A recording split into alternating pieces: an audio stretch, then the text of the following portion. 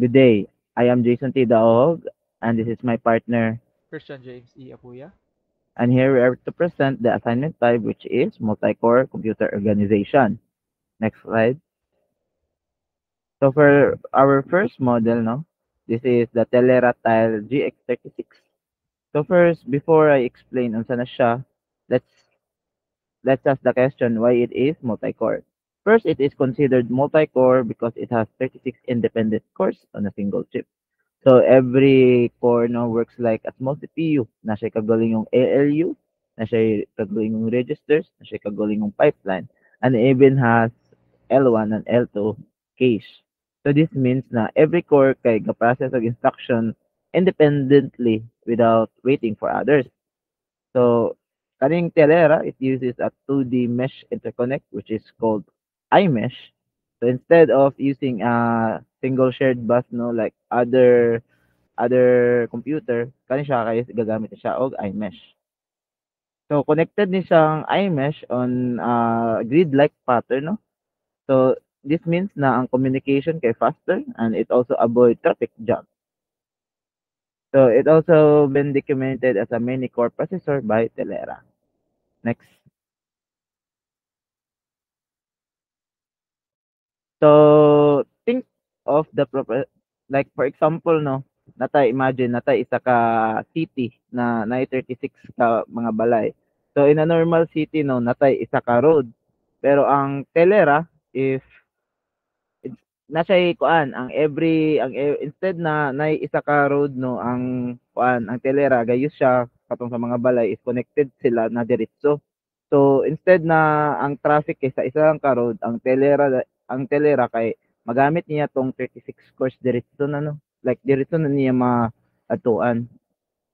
So in terms of performance lang having 36 cores gives the processor a very high parallel throughput. So it's a great job that need to handle many tasks. So for example is like network packet processing, like cloud appliances, embedded system, sometimes parallel computing because the cores are low power but efficient. And the processor also gives high performance per watt, which means it is a powerful without consuming a lot of electricity. Yeah? Low frequency cores meaning high performance per watt.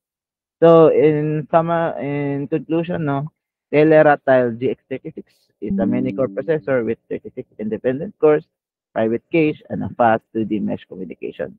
So muna ang one of the example na mo ang nakita. Next. Now that we are done talking about the Telera processor, let's talk about what is our second computer all about. It is the Sun Oracle UltraSpark T2. So, ang Telera is ga-focus siya sa katong many nga gagmay kayo nga mga cores. Meanwhile, lahi ang approach pod ni UltraSpark T2 in terms of sa apiyahang parallelism since lahi po sila nga mga computer so they have their own processes. So, let's talk about giunsa na mo siya pag-classify nga kani siya kay multi-core siya nga computer. So, first, physically it contains the 8 independent SPARC cores on a single silicon chip. But the real magic kakahitabo siya sa inside sa mga cores sulod sa UltraSpark T2. And then, mo ni siya ang kanang UltraSpark T2 nga nato makita sa picture. So, unlike sa mga traditional processors nga ato ang na-run, nga gina-try niya og run nga ang isa ka instruction which is faster, ang T2 design siya para sa iyang thread level nga parallelism. So, each of these 8 cores niya kay naa siya pang powerhouse nga makahandle og 8 separate hardware nga threads at the same time. So, if ato siyang i-calculate, no, nga 8 cores dayon by 8 threads, so single chip kay makaya niya handle ang 64 threads concurrently. And architecturally, each core sa isa ka uh, UltraSpark T2 kay na siya own private L1 cache to keep data close. But they all connect to a massive unified nga 4 MB L2 cache.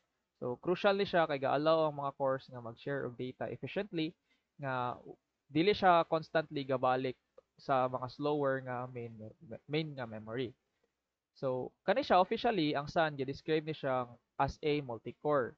But as a system on chip, gi-optimize siya for commercial workloads like database and web servers siya gagagamit where thousands of users are accessing data at once. Grabe ka siya kakusgan nga chip. And for the next slide, let's talk about kung unsa siya o iyahang performance. So, sa ako na-mention na siya ay 64 ka hardware nga threads and ang T2 gagamit siya og technique nga simultaneous multi-threading or which we call as SMT. So, maguna-una ta nga ikaning for example lang atong i-example nga naay waiter sa isa ka restaurant. If ang isa ka table kay it takes a long time nga mag-decide kung unsay i-order which is mo na siya ang gawait nga memory. So ang waiter doesn't just stand there. Magkuan siya og mag ano ni mag immediately serve siya sa next table kay since gahulat pa man tong pikas table kay dugay man sila ga-order. So mo ni siya ang keeps the processes pipeline active and virtually para ma-eliminate nato ang stall time. So para mas naa siya malihok while gahulat sa others. And now, let na to si performance section. So design ni siya for perfect nga mga high throughput nga mga task. But T2 napod siya another secret nga weapon which is ang iyahang on-chip nga accelerators. So instead nga gagamit siya sa main CPU cores for complex nga mga math-like encryptions and processes, ang T2 has a dedicated hardware units for that. So na siya lahi nga kanang hardware nga para makalihok adtong mga tasks. So mag-include siya og mga engines for cryptography like AES and DES nga encryption and also gamit siya og hashing like SHA-1 and MD5. And also tungod ani ang UltraSpark nga T2 ma-achieve niya ang incredible speeds for secure networking which can up to 5 gigabyte per second of encrypted nga data throughput and without bogging down the main cores. So in summary, atong i-summarize from the Telera and si Ultra Spark T2, si Telera uses a mesh nga mag-scale out and si Ultra Spark T2 gayo siya og smart threading and hardware acceleration to maximize efficiency for enterprise servers. So that is all. Thank you.